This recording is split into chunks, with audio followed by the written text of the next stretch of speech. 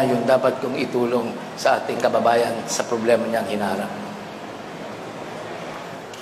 Wala na po matagdag si Vice President Binay. Sunod naman po na sasagot muli si Senator Miriam. Napakadaling sabihin na igera natin ang China.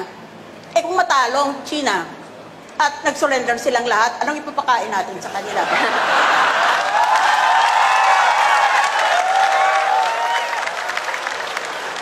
Kundi, kailangan na sa lahat na bukas na paraan, bintana o pinto, papasok tayo doon sa diplomasiya.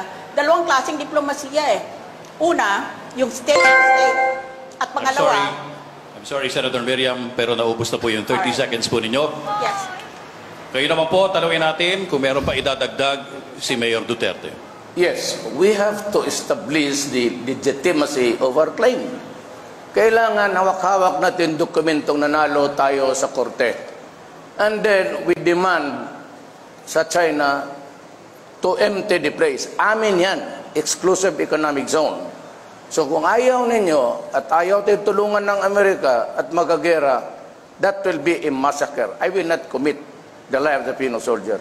Kaya ako na lang ang pupunta doon. No, why waste time? Ako na magkakong ka na, okay lang. Mayor Duterte, maraming salamat. Additional 30 seconds for Senator Po. Alam niyo po, yung sitwasyon dito sa China, parang sa paaralan kung saan binubuli yung mga grade 1. Tayo yon. Yung ating mga ibang kakampi naman sa Asia, parang mga grade 2. Yung iba nating mga allies, nasa high school. Gusto tayong tulungan, gusto tayong tayuan. Pwede nating hingin ang kanilang tulong basta wala tayong isinusurrender sa kanila na ating sovereignty.